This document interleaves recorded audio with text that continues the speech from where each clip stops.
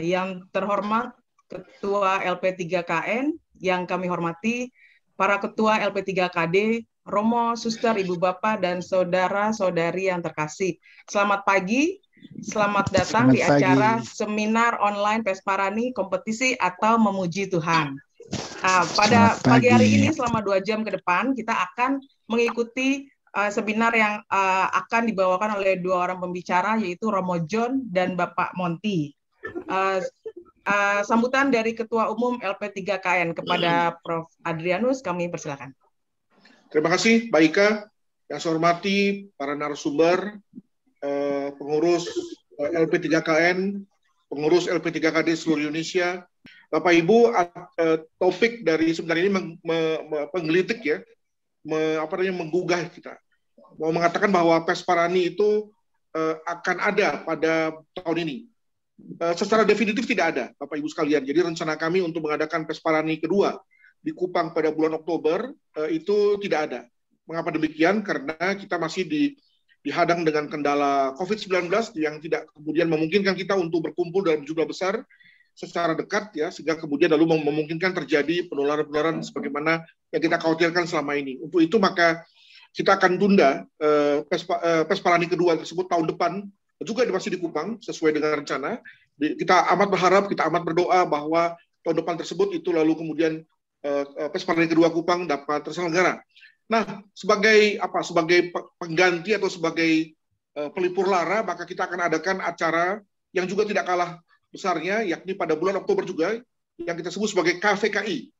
Apa itu KVKI? Belum kami bisa sebutkan apa itu singkatannya, namun yang pasti adalah bahwa itu akan menjadi acara yang boleh dibilang sebagai pemuncak dari kegiatan seni budaya terkait dengan masyarakat Katolik di Indonesia pada tahun 2021 ini. Nah, kami akan umumkan apa itu KVKI serta apa kontennya, dan demikian juga berbagai detailnya itu pada hari Minggu depan. Baru setelah itu kemudian lalu kami akan launching dengan memakai berbagai jalur media sosial agar kemudian dapat diikuti oleh kita semua, khususnya oleh teman-teman LP3KD dari seluruh provinsi.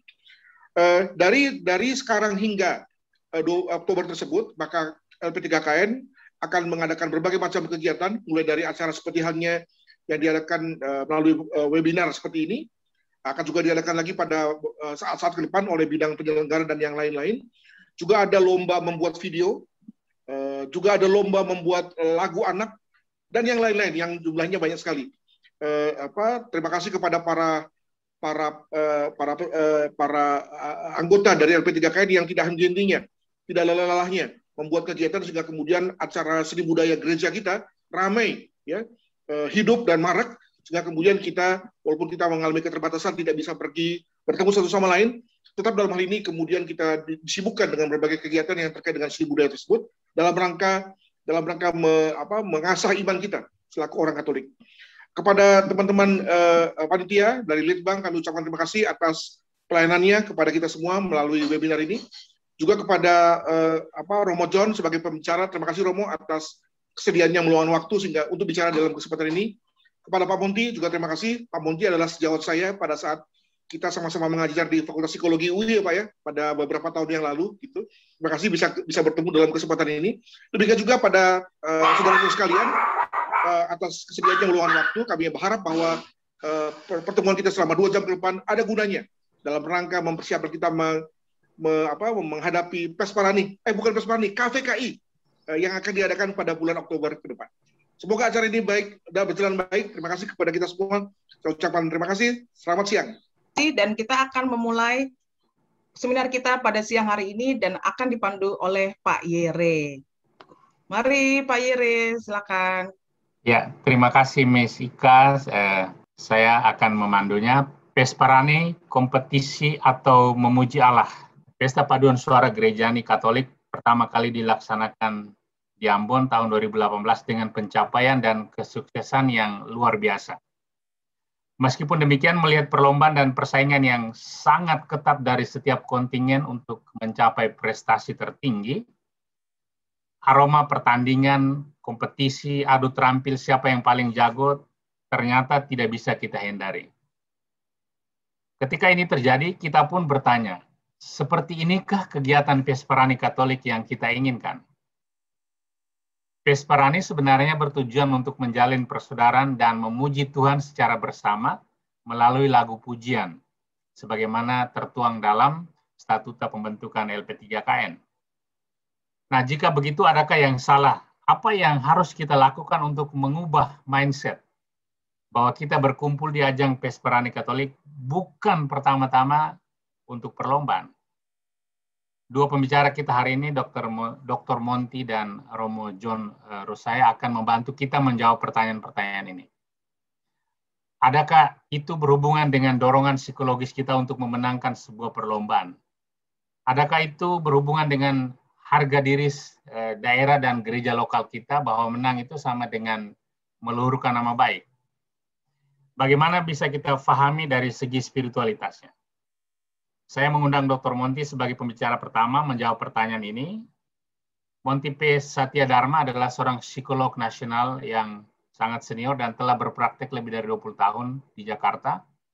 Setelah sebelumnya dia melakukan aktivitas di Amerika Serikat. Lulus dari UI, kemudian melanjutkan studi ke Amerika Serikat, memperoleh gelar Magister Art Therapy di Kansas, Magister Counseling Keluarga, kemudian doktor hipnoterapi, dan kemudian doktor psikologi dari Universitas Indonesia. Beliau memperoleh pelatihan sejumlah lembaga psikiatri di Amerika Serikat, kemudian juga di Jepang, dan beliau mendirikan Fakultas Psikologi di Universitas Tarumanegara dan bertindak selaku dekan fakultas, dan kemudian menjabat rektor universitas tersebut dan di samping membantu keolahragaan nasional. Dr. Monty telah mempublikasikan sejumlah buku psikologi, aktif sebagai pengisi rubrik majalah nasional, melakukan riset, memberikan bimbingan supervisi terhadap para calon sarjana dan praktisi, dan kemudian secara rutin tetap mengajar di perguruan tinggi. Dr. Monty memiliki jabatan di berbagai asosiasi internasional, termasuk sebagai salah seorang anggota majelis, serta ketua penyelenggara pertemuan internasional lintas ilmu. Beliau aktif dalam dunia klinis, pendidikan, olahraga, dan seni. Sekarang baik Bapak Ibu, kita persilakan Dr. Monty untuk menyampaikan pemikirannya selama kurang lebih 30 menit ke depan. Dr. Monty, kami persilakan. Selamat pagi para hadirin. Pada hari ini kita mau bicara mengenai Pesparani yang temanya lebih banyak tentang kompetisi dan kebersamaan. Ini adalah salah satu grup yang pernah saya tangani dari Tarumanegara. Ini dikenal kita dengan Orseley Foxsacra, ketika itu di Maria Bunda Karmel, dan kami sempat memperoleh award di Italia beberapa tahun yang lalu. Next. Nah, apakah tujuan Pesparani? Enggak tahu, saya sendiri tidak tahu, tetapi bukankah tujuan Pesparani itu sebetulnya sebagai wadah sosial dalam seni suara guna mensyukuri berkah dan mengagungkan ilahi. Saya jadi teringat kata-kata dari Peter Ilyich Tchaikovsky bahwa one of the greatest gift of God is music. Ya, tentu saja karena Peter Ilyich Tchaikovsky yang ngomong. Ya. Jadi, tetapi bukankah ini sebetulnya tujuan dari Pesparani? Ya. Jadi, ketimbang berkompetisi satu sama lain, kita lihat justru ini adalah sarana untuk bersama-sama mengagungkan ilahi. Next. Mohon kalau saya salah, tolong disampaikan. Tapi tolong, ini juga sebuah penelitian yang dilakukan oleh Eileen Pierce, Jacques Loney, dan Max van Duin dari tahun 2016, bahwa nyanyi bersama itu memungkinkan untuk menimbulkan kesenjangan dan kedekatan terhadap orang satu sama lain. Yang menjadi masalah dalam aspek kompetisi itu muncul klik. Ada kelompok-kelompok, bahkan di dalam kelompok satu komunitas. Jadi ada antara kelompok sopran, kelompok alto atau kelompok tenor atau kelompok bass atau kalau ada bariton gitu misalnya, terjadi kesenjangan satu sama lain. Kenapa? Karena salah satu dasar manusia adalah competitive, feeling of superiority. Itu kalau dari secara psikologis dari pandangan Alfred Adler, keinginan untuk berkompetisi satu sama lain itu menjadi sangat kuat, feeling of superiority yang sebetulnya dilandasi oleh feeling of inferiority. Di manusia lahir itu pada dasarnya inferior dan dia ingin membuktikan atau mengkompensasi inferioritasnya menjadi superior. Nah, akibatnya terjadi kompetisi, bahkan seperti halnya kompetisi antara sibling, antara saudara, dikenal sebagai sibling rivalry. Di dalam kisah biblical juga terjadi sibling rivalry antara Cain, antara anak-anak Adam. Ya. Next, Cain dan Abel itu merupakan contoh kompetisi antar saudara. Saya teringat kepada profesor guru saya, Profesor Fuad Hasan, yang menulis tentang kita dan kami sebagai disertasi beliau di Toronto University beberapa dekade yang lalu. Jadi saya mengangkat masalah kita dan kami ini di dalam Pes Parani, bahwa tujuan Pes Parani sesungguhnya tentu juga membangun rasa kekitaan untuk berbagi kasih sesuai ajaran Kristus dalam kebersamaan dan bukan kekamian yang dilondasi oleh dorongan saling mengungguli. Jadi pertama, bersyukurlah kalau Pes Parani ini bisa terselenggara. Itu merupakan suatu berkah. Seperti halnya juga pada kesempatan hari ini juga merupakan satu berkah ilahi bahwa kita bisa bersama-sama berjumpa di sini dan mendiskusikan, membicarakan, merancang, mempertimbangkan keberlangsungan kegiatan ini. Yang mudah-mudahan keberlangsungan kegiatan ini akan terus-menerus dan makin lama makin besar untuk memuji kebesaran ilahi dalam bentuk musikal, dalam bentuk kultural, secara artistik. Next.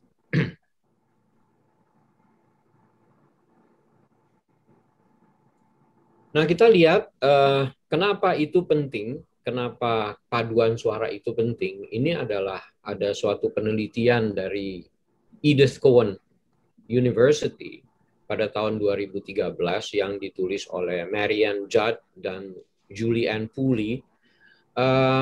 Mereka melakukan interview secara mendalam pada 10 peserta choral singing. Jadi pada 10 peserta paduan suara yang dilandasi oleh pertanyaan-pertanyaan yang bersifat tematis mengenai interpretasi, mengenai perasaan mereka di dalam mengikuti kegiatan-kegiatan ini, termasuk di dalamnya aspek-aspek psikologis, aspek-aspek musikal, kemudian rasa fisik, etos, grup dynamic, pengalaman masa lampau. Kita tahu bahwa musik itu juga merupakan salah satu bentuk reminiscence atau mengenang ke masa lampau, karena musik itu bersifat asosiatif. Kita ingat musik ini atau dengar musik ini, kita ingat peristiwa tertentu di mana kita mendengar musik tersebut. Kemudian di dalam tema tersebut juga ada tipe dari choir dan musical director. Tipe dari choir ini macam-macam. Ada yang cuman SA saja atau sopran alto, choir perempuan. Ada sopran alto, tenor bass, SATB, choir perempuan dan laki. Ada sopran alto, tenor, bariton, bass. Ada juga yang menggunakan pecah suara macam-macam, polifonik. Group singing merupakan aktivitas yang menyenangkan, yang menumbuhkan well-being dan life enhancing bagi mereka yang terlibat di dalamnya. Jadi bahwa nyanyi bersama ini merupakan kegiatan yang meningkatkan kesejahteraan sebetulnya. Jadi kalau kita lakukan ini secara bersama-sama, mudah-mudahan kita sejahtera secara bersama. Paling tidak membantu mensejahterakan perasaan ketika kita nyanyi bersama.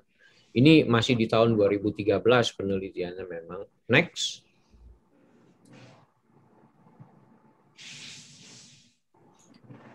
Di antara kegiatan choir, ada saja kegiatan choir yang musikal, yang tidak hanya menggunakan bentuk akapela atau nyanyi semata-mata, tetapi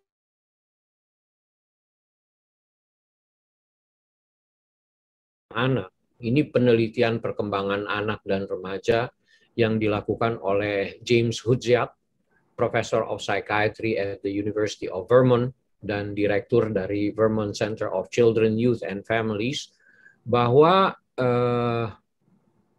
aktivitas belajar musik, perangkat-perangkat musik ini meningkatkan fungsi kerja cortical organization, meningkatkan fungsi kerja otak di dalam attention skill atau memfokuskan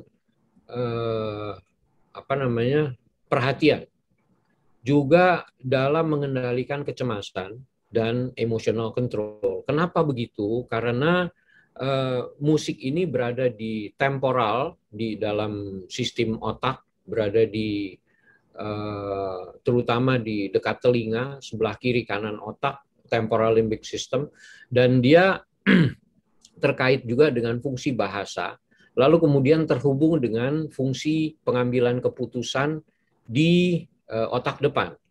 Sementara teknik belajar musikal, instrumen itu berada di parietal atau di ubun-ubun, di sekitar ubun-ubun, yang mengkaitkan faktor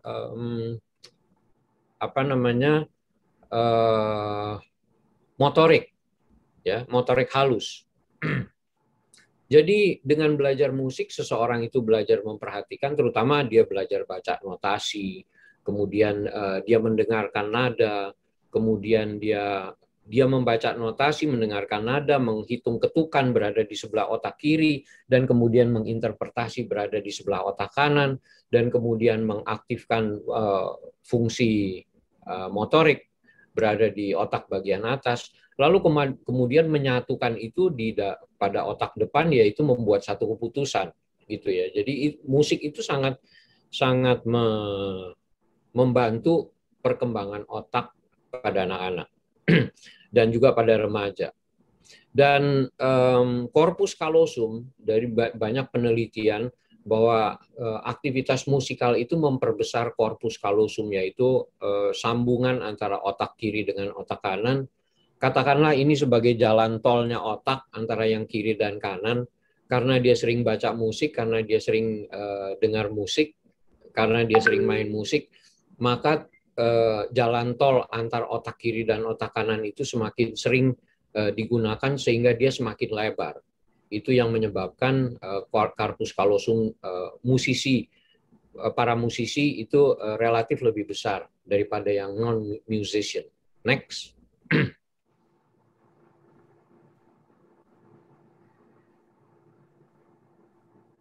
Silakan, next. Kemudian ada penelitian, it is better together, the psychological benefits of singing in a choir. Ini yang sebentar, sebelumnya.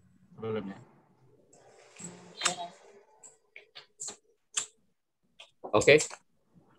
Penelitian dari University of Bath dan Oxford Brookes University menunjukkan bahwa dari 375 partisipan, ini dibandingkan antara musisi dengan aktivitas grup yang lain. Aktivitas grup yang lain itu olahraga. Seperti kita tahu di Inggris itu ada olahraga dayung, ada olahraga yang lain, termasuk juga volley dan lain sebagainya.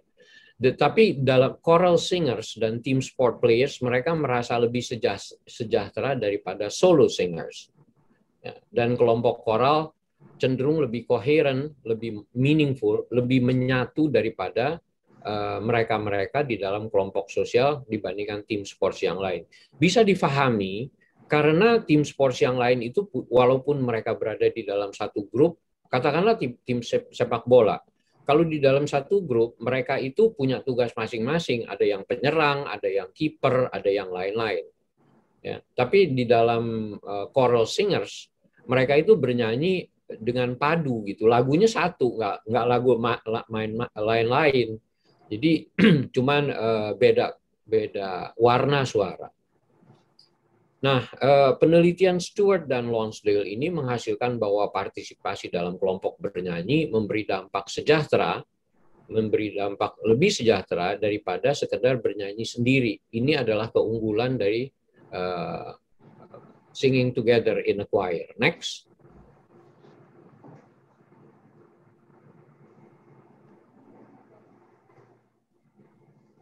Lalu penelitian lain dari Pentikainen dan Pitkäniemi dari Finland, mereka melakukan penelitian terhadap para orang tua. Jadi beneficial effects of choir singing on cognition and well-being of older adults. Ini adalah penelitian dari Finland yang belum lama dipublikasikan tahun 2021 ini. Dan hasil evaluasi dari neuropsychology, choir singers itu lebih baik daripada controls dalam verbal flexibility. Tadi saya katakan bahwa menyanyi itu lebih terkait dengan verbal karena ada di temporal lobes atau lobus temporalis di otak sebelah kanan dan kiri, dia terkait dengan kemampuan verbal. Jadi kemampuan bahasanya juga menjadi lebih bagus, pengucapannya, fonetiknya menjadi lebih bagus, sehingga dan bahasa ini kaitannya erat dengan execution, ya, walaupun belum tentu pada cognitive domains yang lain. Jadi belum tentu pada fungsi berpikir yang lain, tetapi pada fungsi pengambilan keputusan. Dan hasil yang mereka kemukakan bahwa mereka yang lebih lama aktif memiliki integrasi sosial yang lebih baik daripada yang baru. Jadi sudah terbiasa beraktivitas sosial, dan ini adalah merupakan sesuatu yang juga sifatnya healing. Ya. Tetapi low activity choir singers memiliki taraf kesehatan lebih baik. Nah, yang low activity choir singers ini karena dia tidak didesak oleh keharusan untuk bernyanyi, tetapi dia lebih didorong oleh niat untuk bernyanyi bersama. Jadi bukan karena harus berkompetisi, bukan karena harus bernyanyi, tetapi lebih kepada niat pribadi masing-masing, rasa ingin nyanyi bersama. Ini yang menyebabkan taraf kesehatan mereka menjadi lebih baik apabila nyanyi bersama. Dan penelitian ini dilakukan pada mereka-mereka yang berusia di atas 60 tahun. Next. Kita belum ada penelitian-penelitian ini, mudah-mudahan suatu saat nanti Pesparani juga bisa mengembangkan ke hal-hal seperti ini, termasuk di dalamnya mengembangkan kuesioner untuk penelitian para anggota choir yang mengikuti kegiatan Pesparani. Dalam penelitian lebih lanjut, Pitkäinen pada mereka menemukan juga bahwa pada kalangan manula sehat, aktivitas kegiatan core secara rutin terkait dengan fleksibilitas yang lebih baik dan dalam rentang waktu panjang terkait dengan social engagement yang lebih baik dengan taraf kesehatan yang lebih baik. Nah, ini kondisi ini memang agak sulit pada saat sekarang. Kita sebagai makhluk sosial membutuhkan social engagement, padahal kondisi COVID pada dewasa ini justru mereduksi social engagement.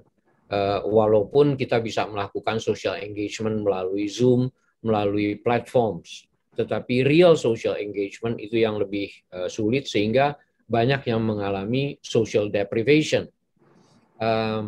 Tetapi aktivitas choir yang dilakukan melalui online juga tengah berlangsung sekarang, tengah dikembangkan satu sama lain, sehingga merupakan satu metode tersendiri untuk mengembangkan choir. Next.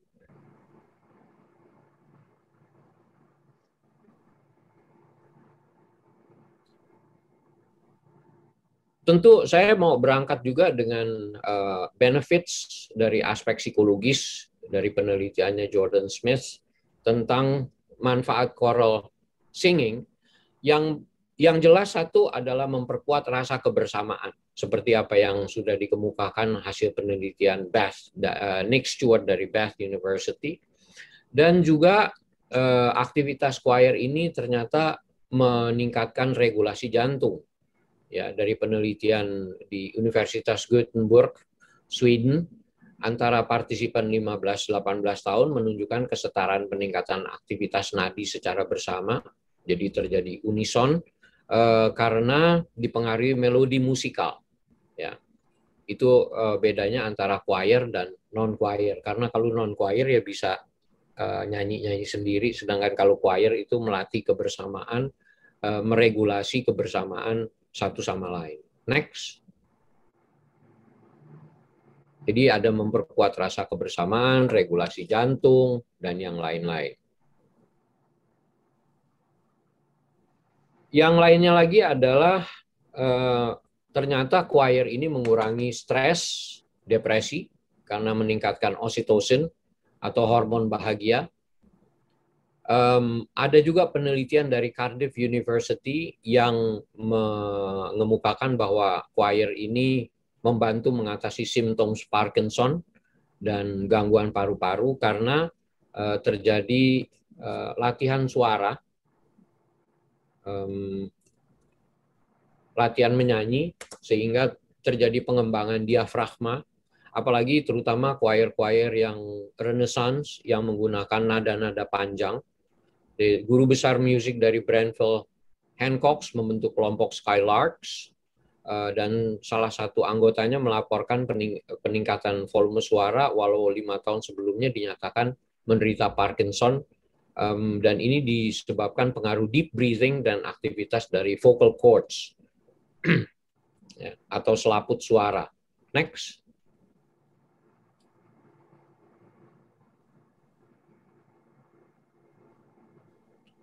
Dan juga tentu meningkatkan kesejahteraan sosial, feeling of social well-being, dan seperti tadi sudah dikemukakan penelitian-penelitian sebelumnya antara perbandingan kelompok choir dan olahraga dan choir dan yang lain-lain, serta meningkatkan peluang hidup yang lebih panjang walaupun masih bersifat hipotetis, dan ini penelitian bersama antara Harvard dan Yale dari tahun 2008. Oke. Jadi diharapkan ini bisa extending life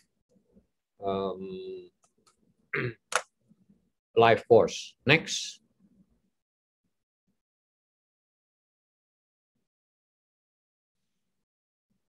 Kemudian ada penelitian lain juga dari Melanie Waldfurman, Sven Buneke, Thijs Vroeg, dan Klaus-Peter Danneker, bahwa bernyanyi bersama di dalam misa meningkatkan kedekatan pada ilahi dengan pengembangan spiritual. Nah, ini terkait dengan penelitian bernyanyi gereja, bahwa bernyanyi bersama di dalam gereja itu meningkatkan kedekatan pada ilahi dan pengembangan spiritual rasa komunitas. Ini N-nya atau partisipannya berjumlah lebih dari 1.000 orang. Okay. Dan ini adalah penelitian khusus dalam gereja Katolik. Next.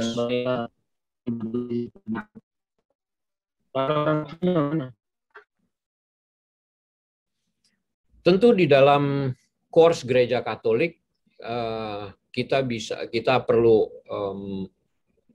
mengingat kembali jasa dari Hildegard von Bingen dari Jerman yang mulai mengembangkan teknik bernyanyi bersama, juga mengemukakan tentang tembang liturgi yang tidak menyalahi aturan seperti misalnya credo, antar bacaan, Agnus Dei dan lain-lain. Dan tidak bisa kita hindari karya besar dari Pope Saint Gregory pertama, terutama Dies Irae. Next. Dialah salah satu musisi gereja, pujangga gereja, Pope Saint Gregory. Nah, tentu di dalam Pesparani ini perlu dipertimbangkan klasifikasi apa yang nanti akan dilombakan. Misalnya ada jumlah anggotanya berapa, kemudian fononya monofonik atau polifonik, gendernya open, female atau male, periodenya kapan, apakah disertai musik atau tidak. Sebaiknya memang disertai musical score sehingga juri itu juga bisa membaca kesesuaian antara nyanyi dengan skor. Ya, yang bagusnya ada lagu wajib sesuai original text, standarisasi, dan kemudian kalau ada modifikasi dengan kultural. Next.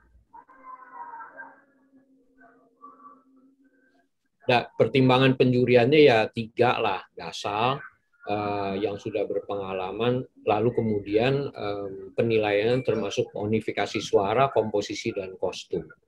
Next. Waktu saya sangat terbatas.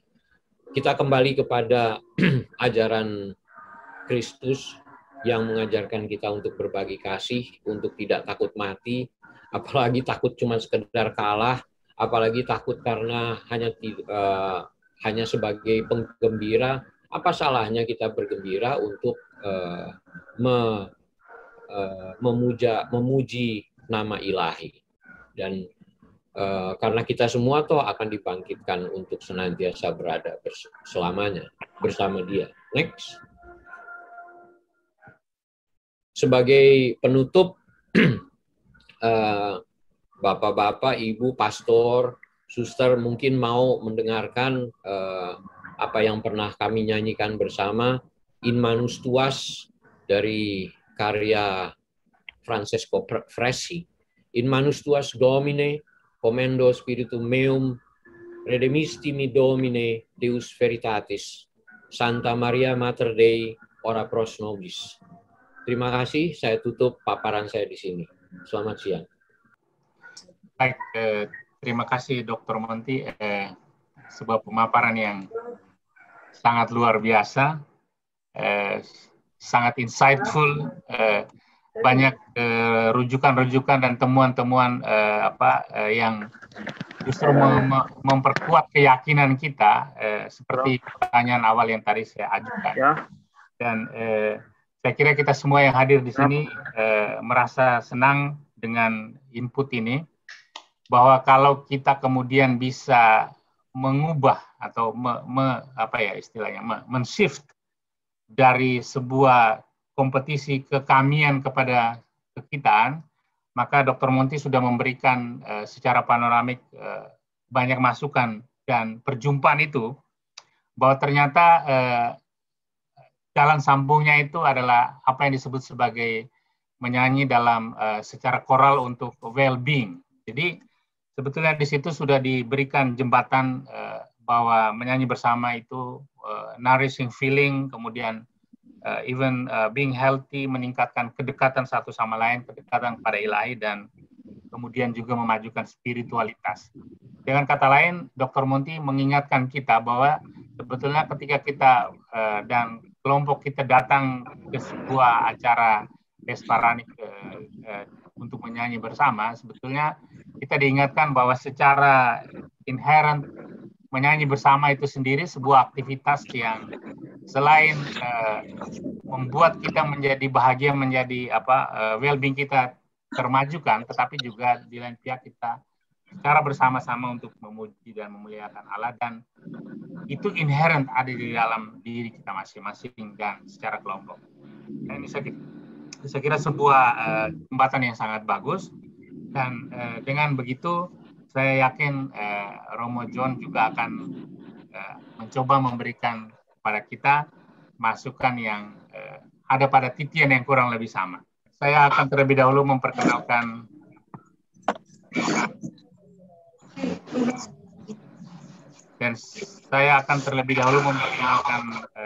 Romo John. Sehari-hari beliau disapa sebagai Romo John. Pria kelahiran 31 Januari 1972 ini punya nama lengkap Yohanes Rusai. Beliau adalah Imam Keuskupan Agung Kupang yang sejak Januari 2016 menjabat sebagai Sekretaris Eksekutif Komisi Liturgi Konferensi Wali Gereja Indonesia. Kalian Romo John memang di bidang liturgi Itu dicapainya berkat ketekunannya belajar di kota abadi di Roma selama 3 tahun, sebelum melayani sebagai pendidik di Seminari Tinggi Santo Mikael dan Fakultas Filsafat Unika Widya Mandira, Kupang. Pelayanannya sebagai imam di Stasi Lasiana Kupang tidak berusia lama karena menerima perutusan sebagai Sekretaris Eksekutif Komisi Liturgi KW. Baik, para hadirin sekalian, Romo John, silakan menyampaikan pemikiran Romo selama kurang lebih 30 menit ke depan. Waktu diberikan. Baik, Profesor, Ketua Umum LP3KN yang terhormat, Pak Munti, Bapak Munti yang terhormat, Bapak Ibu, Romo, Pastor, Suster, dan saudara-saudari yang terkasih. Pada kesempatan ini, saya akan menyampaikan tentang beberapa hal sesuai dengan judul pertemuan kita pagi ini. Vesperani, kompetisi atau puji Tuhan. Kita akan pertama lihat Vesperani, apakah itu kompetisi? Lalu yang kedua kita akan lihat Vesperani, apakah itu puji Tuhan? Memuji Tuhan.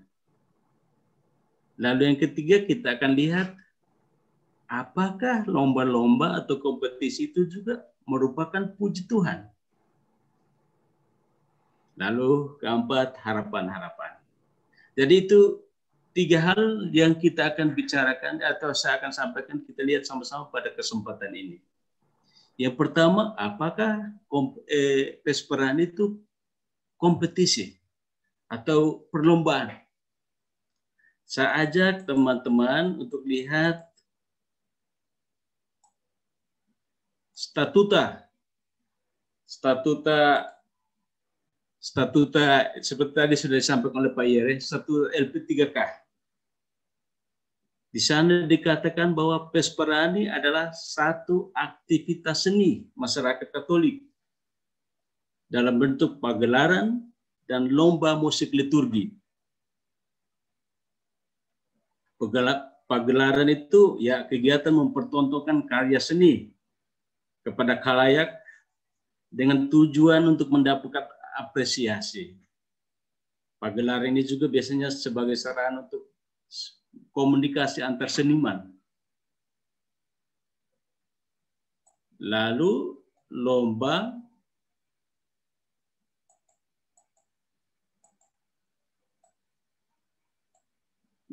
itu kalau kamus bahasa Indonesia katakan adu kecepatan, adu kekuatan, adu keterampilan. Dalam lomba itu ada kompetisi, ada persaingan. Persaingan untuk apa? Persaingan untuk mendapat atau merebut objek yang sama, satu hal yang sama. Dan kalau memang perlombaan di Vesperani ya untuk mendapat juara, persaingan untuk mendapat juara. Hanya bahwa di statuta katakan begini, statuta katakan bahwa memang ada persaingan, tetapi bukan dengan cara saling menjatuhkan. Itu statuta kita mengatakan begitu. Memang ada persaingan, ada kompetisi, tetapi bukan dengan cara saling menjatuhkan. Ya, misalnya mau juara ya sogok juri. Saya harap supaya dalam Vesperani kita jangan ada persaingan yang seperti itu. Tetapi dengan cara saling menunjukkan mutu. Nah, di sini Vesperani. Ada persaingan tetapi untuk saling menunjukkan mutu. Mutu menyanyi, mutu membacakan kitab suci, mutu pengetahuan akan hal-hal rohani itu di CCR. Saling menunjukkan mutu. Itu persaingan dalam Vesperani kita. Bukan untuk saling menjatuhkan. Dengan cara seperti tadi, sogok juri dan sebagainya.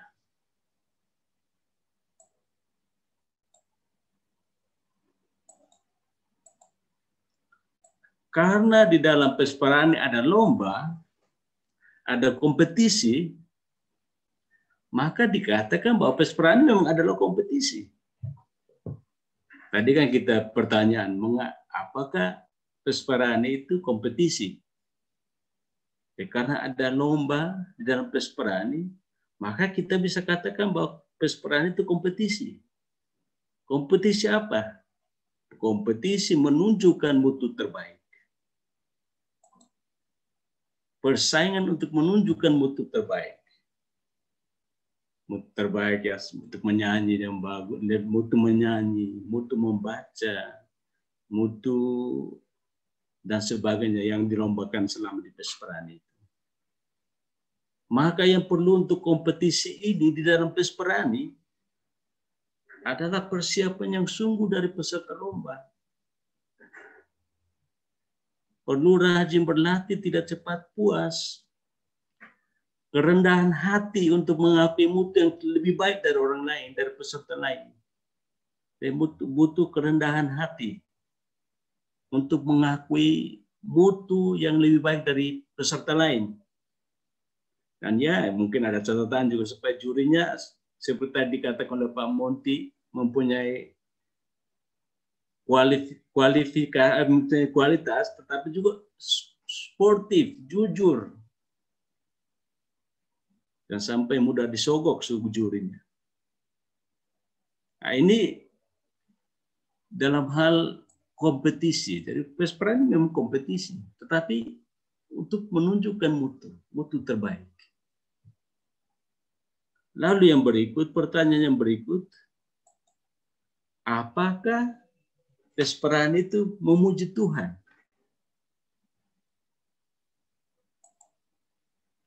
Di dalam statuta LP3K kita, dikatakan begini, Pesperani suatu pesta iman dalam bentuk ibadat syukur dan puji-pujian kepada Allah.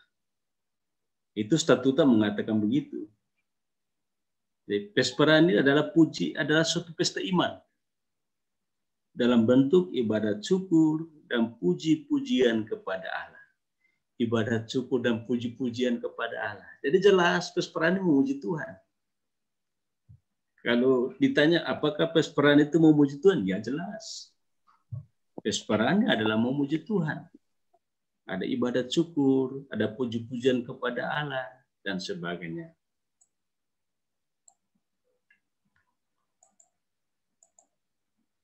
Lalu pertanyaan berikut, apakah lomba atau yang disebut kompetisi selama Pesperani itu adalah bagian dari memuji Tuhan?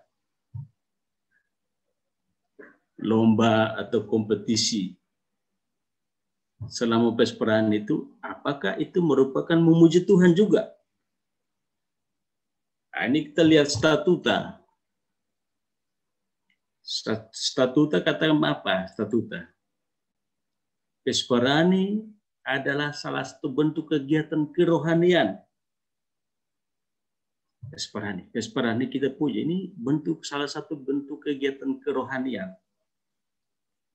Berarti semua kegiatan di Pesperani, termasuk lomba, juga kegiatan kerohanian. Juga merupakan kegiatan ungkapan iman. Ini sesuai dengan statuta kita. Pesperani adalah kegiatan kerohanian. Dan semua kegiatan yang ada di Pesperani, termasuk lomba, juga kegiatan kerohanian, juga merupakan kegiatan mengungkapkan iman. Dan hal ini sesuai dengan maksud Pesperani. Dikatakan maksud Pesperani dalam statuta untuk meningkatkan iman. Dan ini juga sesuai dengan tujuan Pesperani. Tujuan Pesperani dalam statuta mengatakan untuk memuliakan Tuhan. Jadi semua kegiatan di Pesperani ini tujuannya untuk memuliakan Tuhan. Tujuannya di sana. Untuk meningkatkan iman.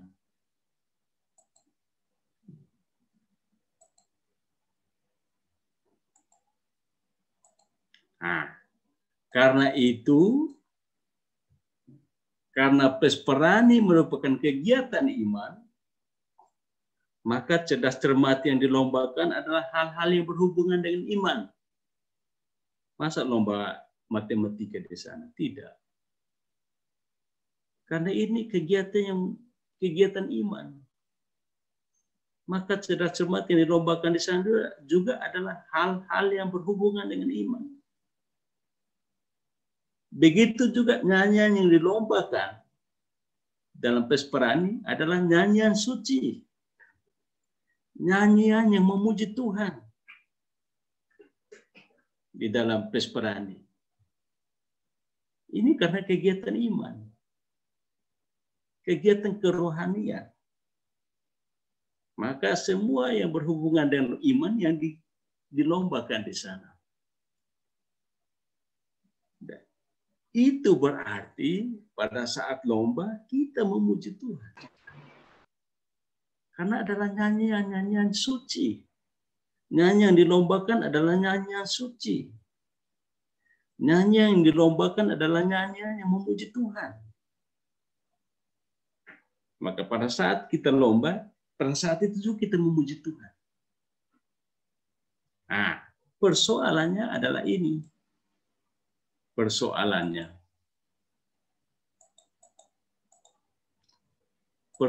adalah di sini.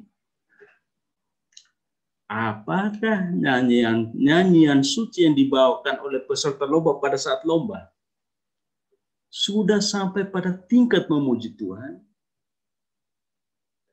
Atau baru pada tingkat mempertontonkan nyanyian suci? Ini persoalannya di situ. Tadi kita katakan bahwa saat lomba itu saat itu kita memuji Tuhan. Persoalannya adalah di sini. Apakah nyanyian suci yang dibawakan oleh peserta lomba pada saat lomba sudah sampai pada tingkat memuji Tuhan? Atau baru pada tingkat mempertontonkan nyanyian suci? Pertanyaan ini membuat kita untuk melihat 3 unsur pada manusia. 3 unsur pada manusia itu pertama tubuh, yang kedua jiwa, yang ketiga roh. Mungkin sebentar nanti waktu diskusi mungkin nanti Pak Munti akan tambahkan lagi, lengkapi lagi. Katanya tubuh itu hal-hal yang menyangkut jasmani, segi jasmani, badani. Jiwa itu pikiran, perasaan, kehendak. Lalu roh itu bidang iman, bidang kepercayaan. Masing-masing unsur ini memiliki kebutuhan tersendiri, termasuk kebutuhan akan musik. 3 hal manusia dalam diri manusia ini. Masing-masing memiliki kebutuhan akan musik.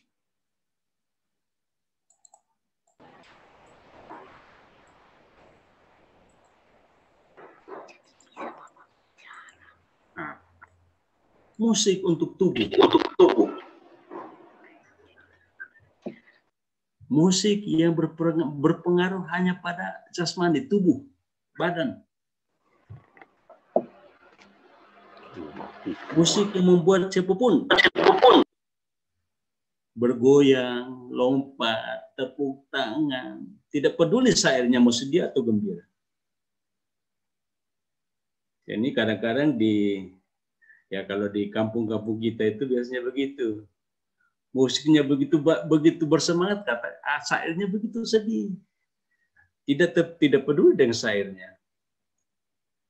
Tapi musiknya itu yang penting. Menggairahkan tubuh, membuat orang langsung menari, berlompat, tepuk tangan. Bukan saja orang yang mendengarkan, tapi penyanyinya juga begitu. Mereka tepuk tangan, gembira, apa. Musik hanya diarahkan kepada tubuh. Mantap juga. Mengajak pendengar merespon dengan tubuh. Jadi begitu musik ada, langsung tubuhnya juga bergerak. Musik hanya pada tubuh. Jenis musik ini seringkali lirik lagunya tidak sesuai dengan pesan syairnya. Jadi musiknya boleh pumpang-pumpang, lagunya syairnya mungkin sedih. Tapi tidak peduli. Yang penting menggerakkan tubuh. Yang penting bergoyang. Lalu yang berikut, musik untuk jiwa. Katanya jiwa itu pikiran, perasaan, kehendak. Musik berkomunikasi pada jiwa. Mengajak pendengarnya berespon dengan pikiran, perasaan, kehendak. Jadi kadang-kadang buat musik itu membuat orang sampai merasa menyentuh jiwanya, sampai ada yang menangis. Sampai ada yang marah-marah. Musik ini berpengaruh pada jiwa. Sesudah marah, selesai. Sesudah menangis, selesai. Itu musik yang untuk jiwa.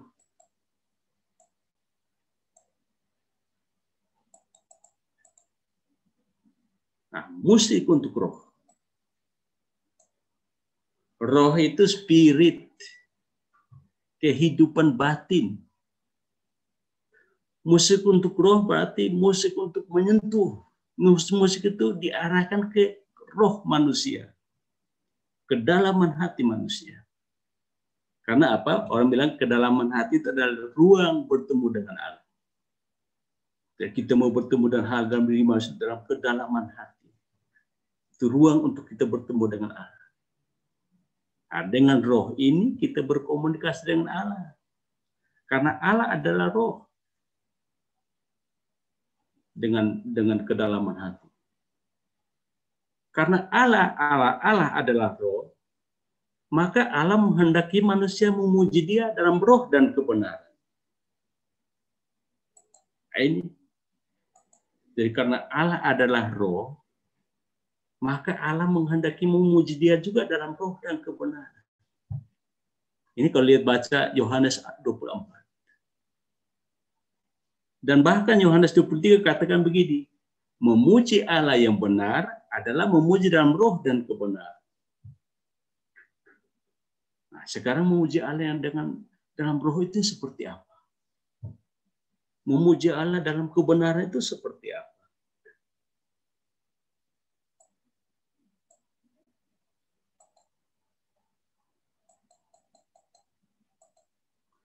Memuji Tuhan dalam roh. Artinya memuji dengan segenap hati dari kedalaman hati. Melibatkan keseluruhan hati. Hati yang murni. Hati yang suci. Karena di sanalah ruang bertemu dengan Tuhan. Itu memuji dalam roh. Jadi perlu kekudusan. Perlu ketulusan. Karena itu perlu motivasi yang benar. Untuk apa saya ikut lomba?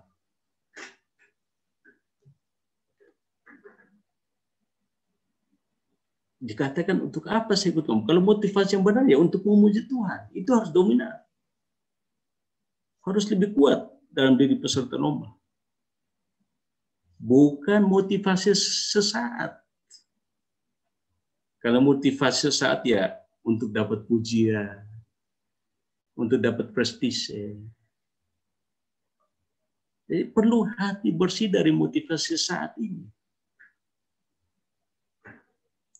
Apapun keadaan tubuh dan jiwa, jika roh menguasainya, kita akan tetap memuji Tuhan. Itu kesaksian seperti itu. Apapun keadaan tubuh dan jiwa. Nanti sebentar saya akan kasih contoh. Seperti apa itu? Jika roh menguasainya, kita akan tetap memuji Tuhan. Memuji Tuhan dalam kebenaran. Memuji Tuhan adalah reaksi atau tindakan yang muncul sebagai akibat dari pengenalan kita tentang Tuhan. Jadi memuji Tuhan itu adalah akibat dari mengenal Tuhan. Jadi kalau mengenal Tuhan secara benar, pujian kita juga akan benar. Masa tidak kenal Pak Yeri langsung katakan, Pak Yeri kamu omong bagus. Kan tidak begitu. Tetapi kalau kenal Pak Yeri, kita akan memuji dia secara benar. Jadi memuji Pak Yeri itu karena mengenal Pak Yeri. Begitupun dengan Tuhan. Memuji Tuhan karena kenal Tuhan. Karena dekat dengan Tuhan. Karena intim dengan Tuhan. Maka penting sekali untuk mengenal Tuhan lebih dekat. Intim dengan Tuhan. Jika tidak, maka akan seperti ini kata Yesus kepada wanita Samaria. Kamu menyembah apa yang kamu tidak kenal. Masa menyembah apa yang kita tidak kenal, masa kita menyembah benar-benar? Tidak benar. Ya kita tidak kenal, kita akan puji tidak benar. Karena memuji itu adalah reaksi dari mengenal.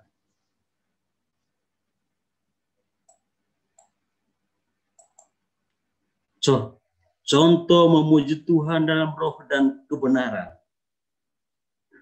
Itu kalau Bapak Ibu nanti sebentar baca bab Kisah Para Rasul bab 16 ayat 1 sampai 40. Kisah Paulus dan Silas di dalam penjara di Filipi. Dikatakan begini, setelah mereka berkali-kali didera, mereka dilemparkan ke dalam penjara. Kaki mereka dibelenggu dengan pasungan yang kuat. Tetapi kira-kira tengah malam, Paulus dan Silas berdoa dan menyanyikan puji-pujian kepada Allah. Itu tadi saya katakan apa? Jadi Paulus dan ini mereka di penjara. Kakinya diikat dengan rantai.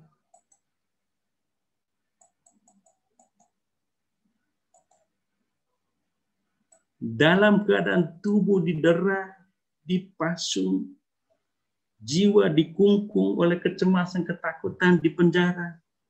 Mereka tetap menyanyi, memuji Tuhan dengan kesungguhan hati. Jadi itu, bayangkan. Kekuatan roh dan kebenaran itu. Tadi saya katakan bahwa roh itu kuat. Kalau jiwa dan raga dalam keadaan sakit, kalau roh kuat, dia akan tetap memuji Tuhan. Umumnya orang yang disakiti akan menangis, merintih kesakitan. Bukan menyanyi seperti Paulus ini. Paulus ini sakit, di penjara, dipasung, tapi kok tetap menyanyi memuji Tuhan. Karena rohnya kuat. Karena mengenal Tuhan. Nah, kita ini mau latihan, kalau hujan rintik saya sudah tidak pergi. Alasan hujan rintik. Berarti roh belum.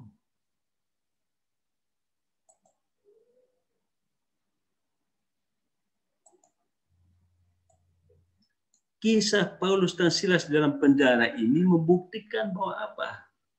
Membuktikan bahwa roh Paulus dan Silas kuat, dewasa, yang mampu menguasai tubuh dan jiwa mereka. Sehingga mereka dapat memuji Tuhan.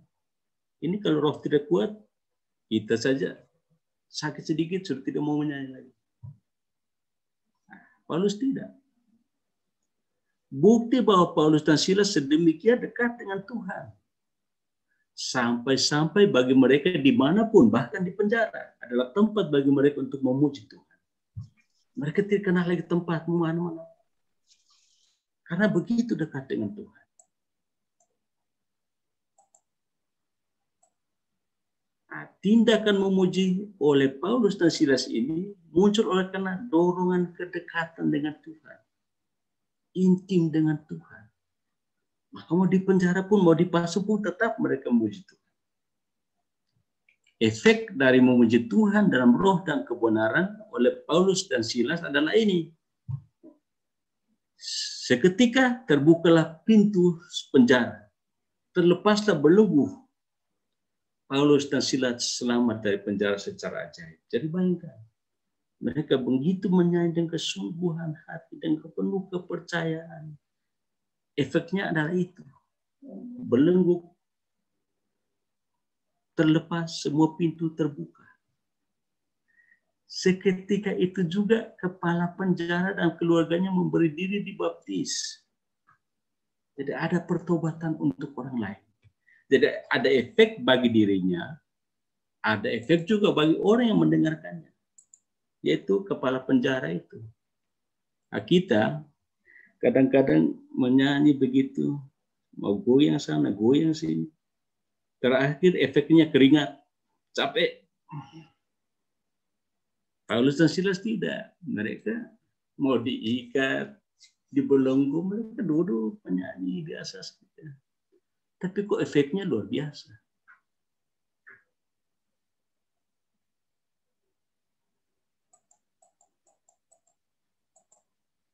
Fondasi memuji Tuhan adalah mengenal Tuhan. Dekat dengan Tuhan. Tanpa fondasi ini, nyanyian suci yang dibawakan oleh peserta lomba pada saat lomba hanya tiba pada tingkat mempertontonkan nyanyian suci. Sama dengan menyanyi di restoran, di kafe. Bukan pada tingkat memuji Tuhan. Itu kalau tidak ada fondasi. Apakah nyanyian suci yang kita bawakan pada saat lomba atau saat ibadat sudah pada tingkat memuji Tuhan? Nah, ini yang perlu. Ini pertanyaan untuk kita. Apakah nyanyian suci yang kita bawakan pada saat lomba sudah pada tingkat memuji Tuhan? Apakah nyanyian suci yang kita bawakan pada saat ibadat, pada saat misa sudah pada tingkat memuji Tuhan? Ingat, Paulus dan Silas itu dibelenggu, tidak goyang-goyang apa-apa, hanya menyanyi. Tapi kok efeknya luar biasa. Kita ini kadang-kadang mau di gereja cuma mau tepuk tangan, mau goyang. Efeknya habis misa keringat, capek. Habis itu habis. Pesperani adalah ajang memuji Tuhan. Juga ajang memperlihatkan mutu. Jadi di sini kita saling belajar, persaingan untuk saling belajar. Berilah yang terbaik kepada Tuhan, yang memuji Tuhan itu. Juga berilah yang terbaik kepada sesama, memperlihatkan mutu yang baik. Selain tekun mengembangkan bakat keterampilan musik, peserta lomba perlu juga mengembangkan kehidupan roh. Maka tadi ada Pak Benny Pau di sini ya. Dia punya core itu katanya ada Pak Benny Pau dari Bandung. Core-nya itu pada suaranya ada waktu untuk latihan. Mereka juga ada waktu untuk doa bersama, untuk rekoleksi. Paduan suara itu. Itu maksudnya untuk mengembangkan kehidupan roh itu. Jadi bukan hanya mengembangkan keterampilan. Peserta lomba yang dangkal rohaninya akan berpengaruh juga pada musik suci yang dibawakannya. Jadi kalau peserta lomba yang dangkal rohaninya atau paduan suara yang dangkal rohaninya, hasil yang dibawakan juga akan dangkal untuk memuji Tuhan. Berpengaruh pada nyanyian suci yang dibawakannya, entah di misa, entah di lomba. Tidak akan sampai pada roh. Nyanyiannya tidak berpengaruh pada roh. Tidak punya efek. Paling hanya buat kita sebetul saya ikut goyang, ikut tepuk tangan. Itu kalau kita dangkal rohani. Peserta lomba. Paduan suara yang dangkal rohani.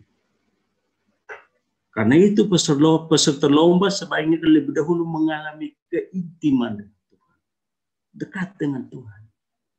Persiapan itu juga butuh, bukan hanya keterampilan rohani, supaya memiliki kekuatan roh dan kebenaran itu untuk diri dan juga untuk orang lain. Itu saja, terima kasih ya Pak Yari. Baik, terima kasih Romo John. Lagi-lagi sebuah pemaparan yang juga mengangkat jiwa kita.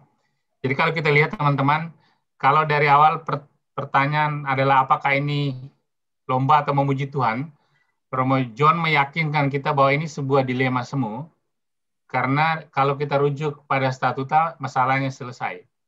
Nah, tetapi kemudian Romo John langsung mendalami dan melihat bahwa, dan juga tadi di Dr. Monti juga, bahwa ada kecenderungan untuk lomba dan persaingan, dan Dr. Monti mengangkat tesis bahwa ternyata choral singing itu secara inherent itu mendorong orang untuk semacam persaingan secara internal dalam kelompok itu, yang kemudian dampak akan bisa beralih kepada kelompok yang lebih besar atau bahkan antar kelompok dalam perlombaan.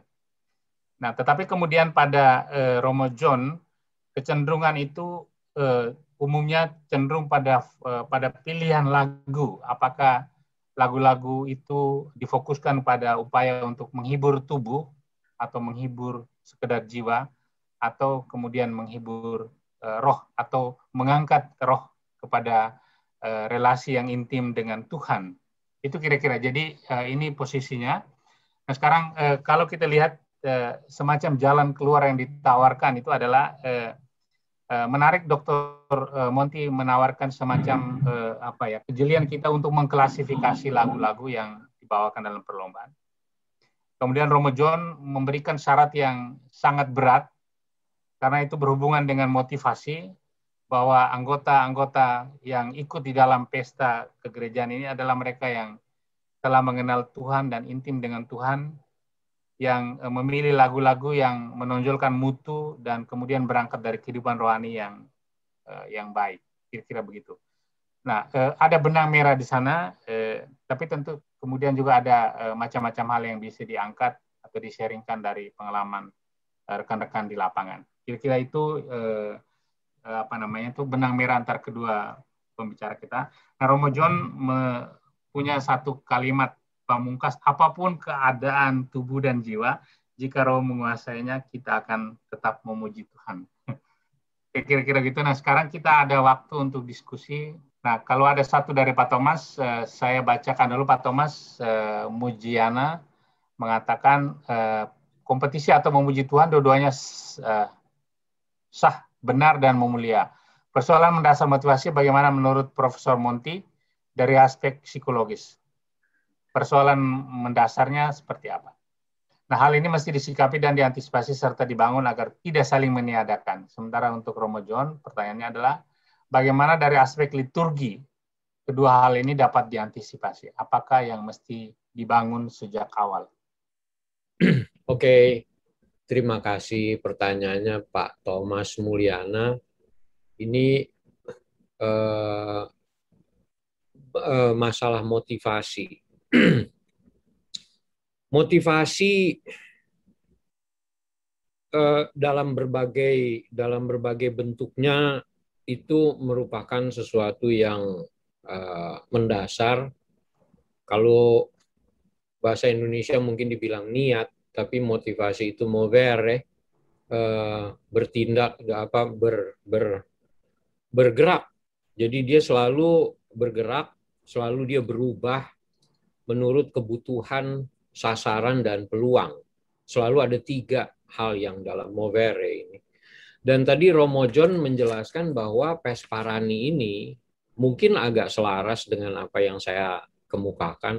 Ini merupakan upaya memuji ilahi, dan kalau Romo John mengatakan ini sebagai ibadat syukur. Nah, kita tidak bisa memisahkan tubuh dan jiwa. Kalau tubuh kita mensyukur, berperilaku syukur, itu mungkin hanya sebagai ritual semata-mata. Jiwanya hampa. Nah, dalam bernyanyi ini tentu jiwa itu tidak boleh hampa. Jadi dia tidak sekedar bersuara sesuai dengan apa namanya key notes-nya, tetapi sebagai ibadat syukur ini juga untuk meningkatkan iman, memuliakan Tuhan dan lain-lain. Maka saya singgung tadi karena Pesparani ini merupakan bentuk ibadat syukur, kita tidak boleh mengabaikan liturgical music yang antara lain, saya tidak bisa mencantumkan semua karena ini dari abad medieval, ini dari Hildegard von Bingen atau gayanya apa namanya monofonik dari Pope Gregory pertama. Konon katanya Gregory the First itu mendengar Dies Irae sebagai nyanyian surgawi ketika dia menciptakan didatangi oleh merpati. Itu konon ceritanya seperti itu, dan Dies Irae itu sampai sekarang terus berlangsung. Ini adalah sebuah contoh, entah kebenaran ceritanya benar atau tidak karena kesaksiannya itu juga sangat terbatas, tapi ini adalah sebuah contoh bahwa terjadi unifikasi antara tubuh dan jiwa ketika Pope Gregory menciptakan itu. Nah, apakah kita juga di dalam Pesparani mau melakukan apa yang dikenal sebagai monofonik atau polifonik, yang dengan gaya Gregorian chant atau dengan polifonik ya dengan apa namanya dengan SATB, dengan sopran, alto, tenor, bass itu. Tetapi apapun yang kita lakukan, apakah dia monofonik, polifonik, female voice, male vocal dan seterusnya, kita tidak layak untuk menapiskan atau mengabaikan liturgikal. Jadi aspek liturgikal itu tidak bisa kita abaikan karena ini terkait dengan musik gerejani, ya. Dan liturgikal itu harus memang difahami. Memotivasinya gimana? Ya memotivasinya dengan edukasi. Terutama konduktor itu harus memang memahami aspek liturgi ini. Bagaimana kita menyanyikan ini, bagaimana kita menyanyikan bentuk-bentuk liturgi yang seperti ini. Nggak cuma sembarangan. Kemudian juga kebetulan ada pertanyaan yang selanjutnya, kenapa nggak mencipta? Yang kita tidak mencipta dulu mungkin, tetapi kita mengikuti dulu liturgi, aturan liturgi yang harus kita lakukan itu seperti apa. Boleh dimodifikasi, tetapi tidak menyimpang. Jadi yang liturgi yang sebenarnya mungkin munculnya dari abad pertengahan medieval, dan dia mengalami perubahan dari medieval, kemudian dari barok, kemudian dari romanticism dan seterusnya, sampai di era modern kita kenal pencipta seperti Vytautas Miškinis misalnya. Vytautas Miškinis itu banyak sekali melakukan modifikasi-modifikasi, tetapi tetap bertahan pada aspek liturgikal. Jadi jangan sampai kita lari dari aspek liturgi ini, mengingat ini adalah satu peribadatan. Dan lagi, apakah ini sebuah kompetisi?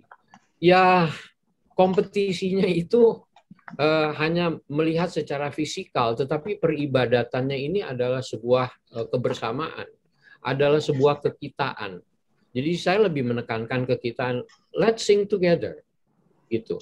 Dengan gaya masing, mungkin kalau mau di lebih kembangkan lagi, bukan cuma kompetisi tetapi menjadi festivity, menjadi festival antar budaya. Jadi ada budaya dari Jawa, dari Timor, dari Nusa Tenggara Timur, dari Papua, dari Sumatera dan lain sebagainya. Ini menjadi sangat festif dan it's a great opportunity, sebuah kegiatan yang luar biasa, terutama ya mungkin sementara hanya untuk komunitas Indonesia, tapi bukan tidak mungkin suatu saat akan menjadi mendunia gitu. Satu festivity seperti yang kita lihat di Italia, itu banyak sekali tiap tahun dilakukan festival dari seluruh dunia. Tidak hanya memperebutkan championship, tetapi juga untuk meramaikan dengan gayanya masing-masing yang sesuai dengan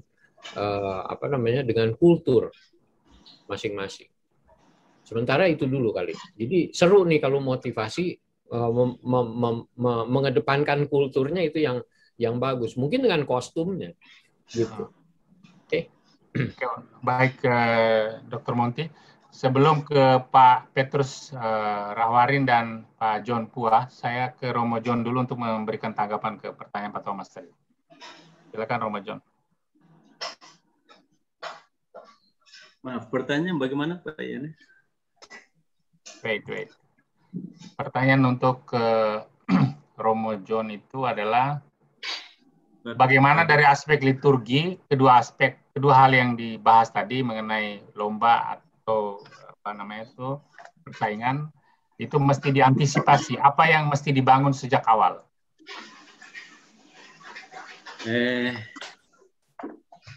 Kalau dalam kehidupan biasanya ada 3 hal ya. Yang pertama istirahat, yang kedua persiapan, dan yang ketiga pelayanan. Sebagai umat beriman, beristirahat, persiapan, dan pelayanan. Tentu sebelum untuk itu adalah persiapan. Makanya tadi saya katakan bahwa persiapannya harus sungguh-sungguh. Karena ini ajang untuk menunjukkan mutu. Ajang untuk menunjukkan mutu. Jadi yang pertama kesiapan keterampilan. Tadi saya katakan tekun berlatih, rajin meningkatkan kualitas bermusik. Lalu yang kedua, saya katakan bahwa bukan hanya keterampilan itu saja. Karena ini untuk memuji Tuhan juga. Yang kedua adalah kedewasaan roh. Kedewasaan roh itu perlu persiapan juga. Makanya tadi saya katakan, saya contohkan di Pak Beni Bau itu punya kor itu biasanya mereka lakukan doa bersama, paduan suaranya, rekoleksi. Itu untuk menyiapkan paduan suaranya untuk mencapai kedewasaan roh. Karena ini bukan hanya ajang memperlihatkan kemampuan, mutu, tetapi juga untuk memuji Tuhan. Sehingga pada saat kita menyanyi, kita juga memperlihatkan mutu, juga sebagai pujian kepada Tuhan. Ya, itu saja ya. Baik. Terima kasih Romo John. Nah, sekarang saya ke Pak Petrus Rahwarin dulu, Pak. Silakan. Bisa unmute, terus bisa langsung membacakan pertanyaan. Atau kalau saya bacakan dari Pak Petrus adalah apakah sistem Liga Champion itu lebih baik atau sistem eliminasi? Ini tidak ditujukan ke siapa, tapi saya kira ini Romo John bisa menjawab apakah sistem Liga Champion itu lebih baik atau sistem eliminasi. Sementara statuta sendiri sudah tidak ada masalah. Dari Pak Petrus. Kemudian Pak John Puah mungkin bisa unmute dulu Pak untuk bisa mengajukan pertanyaan. Ya. Terima kasih. Sudah bisa Pak ya? Ya, sudah kedengaran Pak. Terima kasih. Saya kira penyampaian dari dua pembicara tadi itu cukup bagus dan cukup filosofis, cukup ilmiah. Saya melihat secara praktis saja. Dari judul, dari tema pembicaraan hari ini, saya melihat seperti kayaknya temanya ini seperti di dikotomi antara lomba dan memuji. Bagi saya sebetulnya ini tidak dikotomis, tapi sebetulnya ini menunjang, saling menunjang. Mengapa? Sebagaimana disebutkan tadi, bahwa kita harus memberikan yang terbaik untuk Tuhan. Untuk Tuhan. Maka lomba ini justru menjadi sarana untuk bagaimana kita memberikan yang terbaik. Memang ada unsur persaingan, tapi kita harus melihat secara positif saja. Tapi lomba itu sebetulnya menunjang untuk memberikan yang terbaik. Di beberapa tempat saya lihat, setelah ada lomba, maka menyanyi di gereja itu semakin bermutu. Itu ada itu. Malah ada, di Minahasa dulu itu gereja Katolik lebih dominan menyanyi kor yang bagus. Tapi begitu Kristen contohnya, mereka bikin lomba, maka mereka semakin bermutu bernyanyi. Malah mereka menyanyikan lagu-lagu Katolik. Pernah ada satu grup Gema Sangkakala Junior itu Kristen tapi menyanyi karena mereka senang. Dengan lomba mereka buat itu Vesparani ya, istilah mereka itu. Jadi ada sebenarnya tidak dikotomi, ada unsur apa, ada saling menunjang. Selanjutnya tadi dikatakan bahwa rohani yang tidak baik memang betul menyanyi akan tidak baik, tapi saya melihat justru ini menjadi sarana untuk orang yang misalnya rohani tidak baik untuk semakin dekat dengan Tuhan. Jadi kita jangan melihat selalu itu ya, selalu melihat dia baik dulu baru menyanyi. Tidak, justru menjadi bagian dari pembelajaran, latihan, artinya bersosialisasi dengan orang-orang yang baik, artinya mungkin dia akan berubah jadi baik. Saya kira itu dua tanggapan saya, tapi ada satu tanggapan sedikit menyimpang untuk LP3 apa ini? Maaf nih, LP3 apa? Ada satu pertanyaan untuk LP3KN apa ini? Ya, pertanyaan, apakah penyelenggaraan lomba-lomba itu hanya boleh dilakukan oleh LP3KN atau di luar itu, misalnya paroki membuat lomba itu? Ini ada orang pertanyaan karena ada orang di luar LP3KN itu mau bikin lomba, ragu-ragu, oh ini harus minta izin ke LP3KN. Jadi apakah ini hanya harus ini apa? Lembaga otonom harus minta izin ke LP3KN itu baru boleh bikin lomba atau bagaimana itu? Itu pertanyaan saya. Terima kasih. Terima kasih Pak John. Saya rasa dua pertanyaan ini dari Pak Petrus Rahawarin tentang apakah sistem champion itu lebih baik atau sistem eliminasi.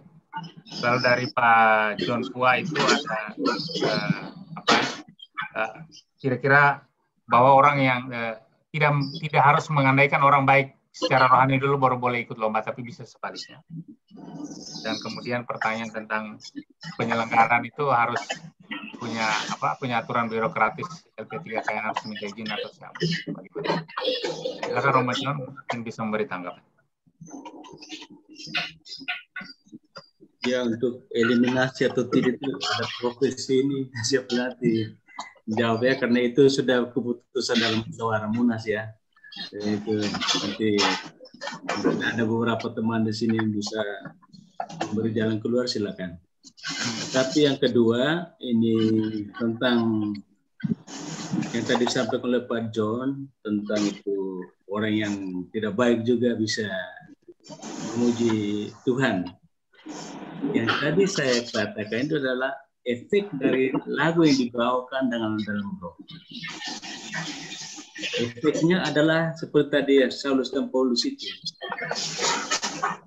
Ada kemenangan, Paulus dibelenggu, ternyata terlepas belenggunya. Yang kedua ada pertobatan.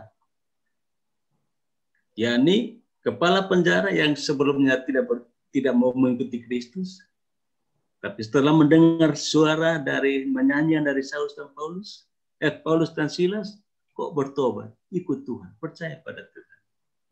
Jadi memang efeknya sampai di situ juga Pak John. Lalu yang kedua, diharapkan dengan kegiatan ini, baik peserta maupun yang mendengarnya mengalami seperti tadi yang dikatakan oleh Pak John. Ada pertobatan. Kalau memang seperti tadi Pak John katakan bahwa orang yang berdosa bisa bertobat lewat jalan ini. Nah, itu yang justru itu yang dimaksud. Karena Vesperani untuk meningkatkan iman. membuat orang beriman, demi mengembangkan imannya. Ya, tidak salah, seperti itu yang dimaksud dari Pesparani. Sedangkan untuk yang eliminasi dan lainnya, itu Profesor ada sini, atau teman-teman Pak Kasihan juga ada, silakan bantu-bantulah jawab untuk eliminasi dan itu. Mungkin kalau untuk eliminasi, karena ada teman dari Jogja yang nanya kepada Prof. Adrianus di chatroom tentang festival besok itu, soal Festival Kebangkitan Nasional pengganti sementara Pesparani tahun ini, mengapa tidak ada lomba penciptaan lagu, misalnya lagu liturgi untuk anak-anak dan lomba aransemen untuk paduan suara, dikarenakan banyaknya potensi pencipta lagu di kalangan orang Katolik. Jadi pertanyaannya, mengapa tidak ada mata lomba penciptaan lagu dan misal seperti lagu liturgi untuk anak-anak dan seterusnya. Mungkin Prof. Adrianus bisa mengadres pertanyaan ini, sambil kalau bisa memberi komentar soal pertanyaan Pak Petrus Rahawaring dari Ambon tadi soal eliminasi atau champion. Prof. Adrianus bisa memberi tanggapan. Terima kasih Pak Yere, rekan-rekan sekalian. Pertama tadi ada yang bicara soal penyelenggaraan Pesparani. Sebetulnya nggak usahlah kita pakai istilah izin-izinan lah, karena kita ini kan organisasi sosial ya. Pada dasarnya silakan saja mengadakan Pesparani. Kita juga tidak mengklaim bahwa Pesparani itu adalah satu brand yang hanya boleh dilakukan oleh LP3KN dan LP3KD, silakan saja. Namun ada bagusnya memang berkonsultasi lah dengan LP3KD setempat. Mengapa? Karena sebetulnya kita juga mengharapkan Pesparani itu, baik itu diadakan pada tingkat kabupaten kota atau mungkin kecamatan gitu ya, tidak hanya diselenggarakan oleh gereja saja dan umatnya, tapi juga ada unsur pemerintahnya, ada unsur negaranya melalui keikutsertaan dari para birokratnya, dan juga ada bantuan dari keuangan negaranya. Mengapa demikian? Karena kita berpikir bahwa kalau Pesparani itu hanya menjadi semacam pesta iman, boleh juga, tapi karena kita adalah bagian dari masyarakat negara Indonesia, maka ada bagusnya juga kemudian negara ikut serta mendukung. Maka dalam hal ini di LP3KD itu adalah pada dasarnya adalah perpaduan dari elemen negara dan juga elemen masyarakat, bahkan juga elemen keuskupannya, sehingga kemudian kalau kita berkonsultasi dengan LP3KD dalam rangka penyelenggaranya tentu akan baik sekali. Sama halnya juga dengan di LP3KN, kami di LP3KN juga amat erat berkonsultasi dengan pihak di Dimas, Kemenak RI, bersama-sama dengan KWI. Itu adalah dua pilar yang menjadi penopang dari LP3KN, maka lalu menjadi cantik kan, harmonis sekali hubungan kita dalam rangka penyelenggaraan Pesparani tersebut. Jadi soal soal eksekusinya silakan saja, tapi ada bagusnya berkonsultasi dengan LP3KD setempat dalam rangka bagaimana bagusnya sehingga kemudian elemen negara bisa menyumbang, bisa berkontribusi, demikian juga elemen keuskupan setempat bisa berkontribusi pada acara-acara yang kita buat. Yang kedua adalah terkait dengan mengapa tidak diadakan lomba cipta. Jadi untuk tahun ini memang kami akan adakan rekan-rekan sekali pada sekitar bulan Agustus, yakni dalam rangka mendekati proklamasi. Ya, di sekitar proklamasi itu kita akan adakan lomba cipta lagu liturgi anak. Nanti soal namanya nanti kita akan putuskan. Belum juga disepakati oleh Romo dan kawan-kawan ini mengenai pastinya apa namanya. Tapi kita akan adakan pada sekitar proklamasi, sehingga kemudian lalu juga menjadi kegiatan yang bersifat conditioning atau penghangatan dalam rangka KVKI nanti yang akan diselenggarakan pada bulan Oktober akhir gitu ya, sehingga kemudian menjadi semakin hangatlah kegiatan kita pada akhir Oktober tersebut. Jadi jangan khawatir, nanti soal bagaimana kemudian eksplorasinya itu nanti kita tolong nanti bisa disimak di berbagai pemberitaan kami. Nah, mengenai champion atau apa namanya tadi atau maksudnya kita sebenarnya mengikuti ketentuan yang biasa berlaku dalam konteks kompetisi paduan suara saja. Jadi apa yang berlangsung di dalam dunia paduan suara di dunia, demikian juga bagaimana perhitungan itu yang kemudian kita pakai dalam konteks Pesparani pada tahun 2018 yang lalu. Pada tahun 2021 ini, jika misalnya Pesparani sedang diselenggarakan, malah kami sudah mengontak beberapa juri dunia untuk hadir di Indonesia dan tadi melakukan penjurian dengan memakai moda penjurian seperti halnya yang diadakan di tingkat dunia. Jadi saya kira memang tak terhindarkan juga teman-teman sekalian bahwa kita juga harus memakai konteks dunia ini sebagai benchmark, karena tadi kalau pada konteks Pesparani nasional ya kita sudah membawa nama Indonesia, maka tentu ya mutu juga menjadi segala-galanya juga itu ya. Satu pihak kita ada soal pembinaan iman, soal doa, tapi dari pihak lain soal mutu itu juga tidak bisa kemudian dikesampingkan, mengingat kita membawa nama bangsa. Demikian dari saya. Terima kasih. Baik, terima kasih Prof. Bapak Ibu, kita masih ada waktu sampai 11.55. Mungkin ada yang masih mau mengajukan pertanyaan, silakan. Boleh, dari Jambi. Saya minta satu Pak Kasianus. Baik, terima kasih Pak Kasianus. Ya, ada juga. Selamat siang dan Bapak Ibu semua. Terima kasih atas pemaparan Romo John dan juga oleh pembicara yang pertama. Pengalaman di Jambi, saya mau ungkapkan dan ini menjadi sekaligus pertanyaan. Dari pemaparan Romo, ternyata bahwa kita harus melihat apakah bernyanyi itu hanya memuaskan tubuh, atau hanya memuaskan jiwa, atau memuliakan roh. Memuliakan roh berarti memuliakan Tuhan. Di sini sulitnya.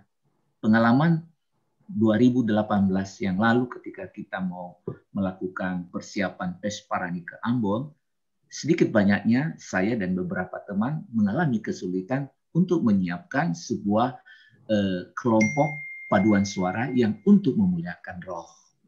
Karena lebih banyak bagaimana supaya tampil dan ada perwakilan daerah sehingga bisa masuk ke ajang PES Parani nasional.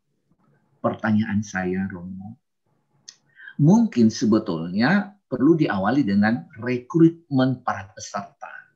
Bagaimana cara merekrut itu sehingga nanti terpenuhi unsur yang ketiga itu, sehingga paduan suara itu sekaligus memuliakan roh.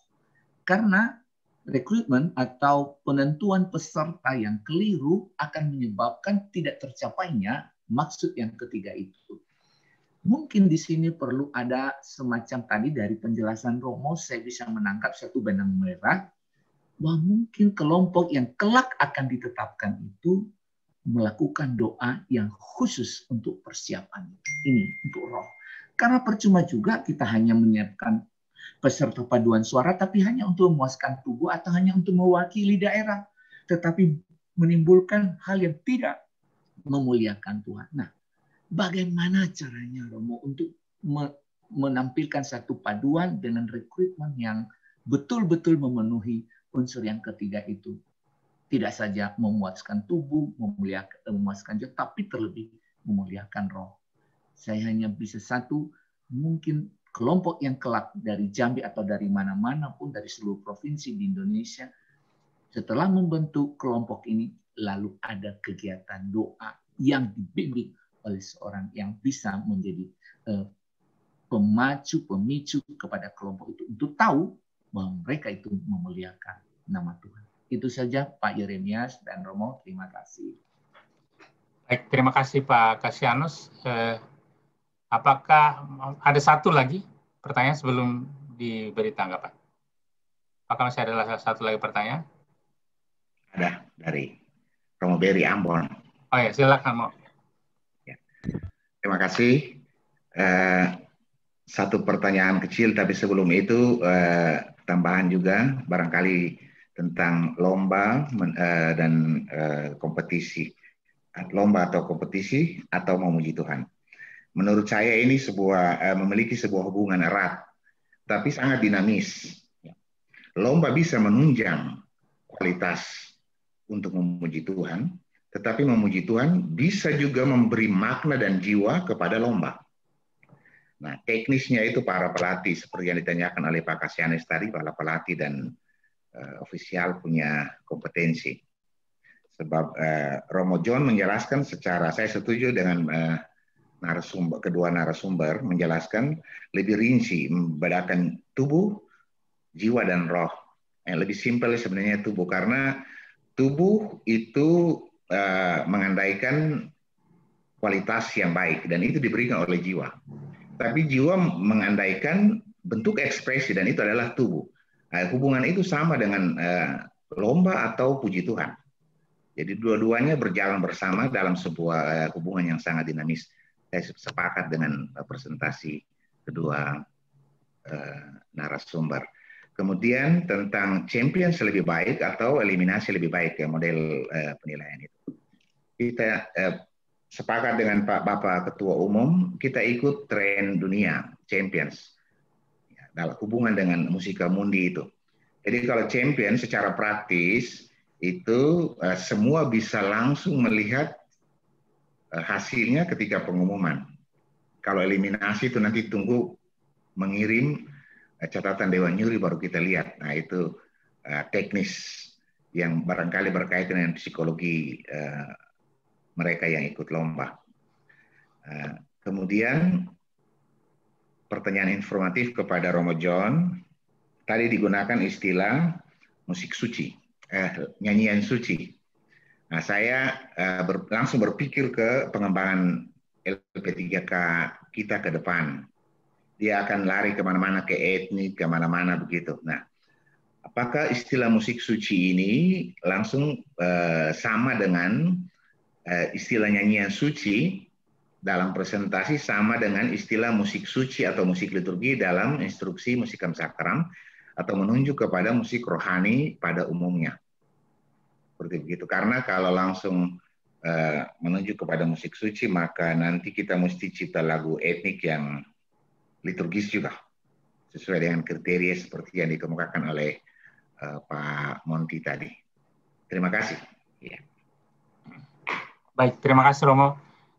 Nah sekarang saya kira bisa dua pertanyaan ini ya, Romo John yang menjawab dari Pak Kasianus dan kemudian dari Romo Berry. Mungkin Romo John bisa langsung menjawab. Baik, sebenarnya Romo Berry yang jawab yang pertanyaannya. Romo Berry itu. Nanti suatu dilengkapi oleh Romo Berry ya untuk ini musik suci itu. Lalu yang kedua tentang ini apa? Tentang bagaimana untuk supaya paduan suara itu bisa sampai seperti itu, saya anjurkan seperti tadi disampaikan oleh Romo Berry. Kalau boleh satu praktisi yang nanti menjawab itu. Dan saya lebih condong saya minta ini Pak Beni Pau. Pak Yere sebentar kalau boleh Pak Beni Pau menjawab apa yang supaya lebih sharing dari pengalaman langsung itu lebih bagus. Kami ini teori saja kami. Nah, baik, mengenai yang disampaikan oleh Romo Berry itu memang benar bahwa tadi saya pakai istilah nyanyian suci. Kalau di dokumen itu musik suci. Musik suci.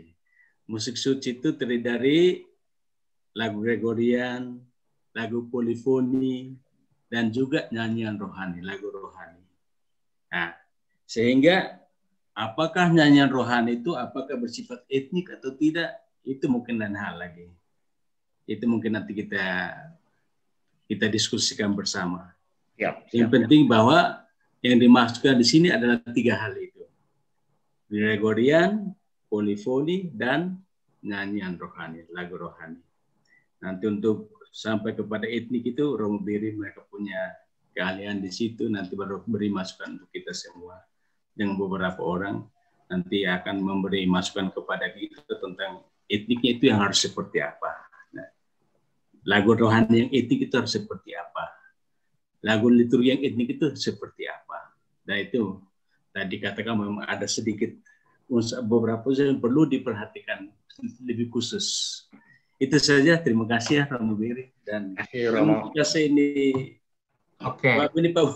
Ya saya karena Romo John mengusulkan Pak Beni untuk sharing. Jadi Pak Beni kita beri kesempatan. Tolong juga mudah-mudahan bisa mengadres juga pertanyaan Pak Kasianus, terutama soal bagaimana rekrutmen, terus kemudian bagaimana teman-teman di kelompok itu mendapatkan semacam bimbingan, pembinaan rohani dan macam-macam. Mungkin Pak Beni bisa nyalakan mikrofon dan bisa. Ya, terima kasih Pak. Bisa didengar suara saya? Bisa. Ya, oke. Ada 2 hal yang menarik sebetulnya dari pembicaraan kita siang ini. Yang pertama yang disampaikan oleh Pastor John tadi tentang kompetisi. Pasti ada sesuatu yang kita nilai dalam kompetisi. Yang menurut saya yang bias itu kadang-kadang kita melihat sebagai kompetisi. Tetapi bagaimana kita membawa kompetisi itu sebagai hasil pembinaan? Ada 2 aspek yang bisa kita ukur sebagai pembinaan. Mutu itu eksak. Ada bagian eksak dari mutu. tentang kesesuaian partitur, kesesuaian dengan partitur, kemudian teknik vokal dan segala macam, itu sesuatu yang bisa kita nilai secara eksak. Karena falas atau tidaknya pasti kita bisa nilai dari situ. Tetapi juga ada aspek artistik, penghayatan terhadap sebuah lagu suci. Nah, yang kadang-kadang kita lupa dalam kegiatan-kegiatan yang basisnya keagamaan seperti Pesparani, kita kadang-kadang melupakan yang namanya pembinaan iman. Karena saya sangat setuju bahwa musik liturgi itu musik liturgi atau musik suci atau musik rohani baru bisa dinilai apresiasinya baik kalau dia sudah bisa sampai ke taraf memuliakan nama Tuhan secara vertikal dan menguduskan orang umat beriman. Jadi ada aspek vertikal dan horizontal, dan memang agak sulit karena penghayatan tiap orang berbeda-beda. Makanya dalam konteks kompetisi sebagai sebuah pembinaan, mungkin juga perlu dipikirkan ada pembinaan juga atau pengayaan untuk para tenaga pengajar, karena di tiap daerah mungkin berbeda-beda, pemahamannya sangat berbeda. Sesuatu yang baik di provinsi ini belum tentu baik di provinsi yang lain. Nah, yang kedua tadi yang disampaikan oleh Pak Monty itu saya tergelitik untuk membahas tentang masalah pesta, festif berpesta. Bagaimana kita membuat turunan kegiatan dari Pesparani ini supaya ada yang mendukung pestanya. Bukan hanya lomba, tapi kita Pesparani ini adalah pestanya para insan paduan suara di gereja. Jadi mungkin ke depannya kita harus pikirkan itu. Nah, saya kembali ke tentang pembinaan iman. Memang pendampingan pastor itu penting menurut saya untuk mempersiapkan sebuah paduan suara. Pendampingan iman juga baik. Yang saya lakukan memang karena kita hidup dalam tradisi Katolik, selalu kita berusaha membuat latihan-latihan juga yang mengayakan secara spiritual. Rekoleksi salah satu contohnya. Kemudian kedua, yang juga saya bawa, karena kebetulan saya melatih beberapa kelompok Gregorian, itu adalah tradisi-tradisi dari gereja Katolik, tradisi Gregorian yang dikembangkan di dalam tradisi monastik. Saya berusaha tularkan itu kepada para penyanyi. Jadi seperti ofisi dan segala macam, Pastor John juga pernah lihat kami, itu adalah hasil ofisi yang biasa kami lakukan di Keuskupan Bandung. Jadi seperti itu. Jadi nantinya dalam tugas sehari-hari, bukan kita dalam berbicara tentang kompetisi saja, tapi kita berbicara tentang tugas sehari-hari, bahwa mereka sudah memasukkan unsur-unsur yang tadi saya sebutkan, hasil rekoleksi, hasil ofisi, dan segala macam dalam pelayanan mereka. Jadi bukan hanya sekedar begitu mereka bertugas di gereja untuk misa, bukan hanya sekedar menyanyi, bukan hanya sekedar menyanyi yang baik, yang dipuji oleh umat.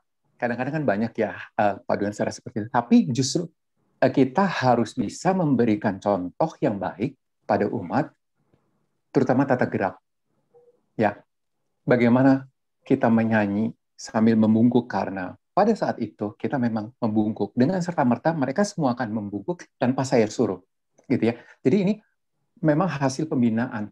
Selain pembinaan artistik, pembinaan yang spiritual itu tadi. Itu beberapa contoh ya, beberapa contoh.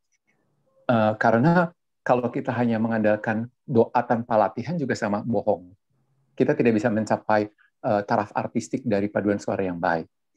Sebetulnya mimpi saya adalah lewat kegiatan Pesparani ini, bagaimana kita mengumpulkan seluruh aset yang kita miliki di gereja Katolik. Kita punya banyak sekali komposer, kita punya banyak sekali pemain musik, kita banyak punya penyanyi, dan juga kita punya banyak ahli-ahli musik yang beragama Katolik, tapi justru yang tidak berkarya di gereja kita sendiri.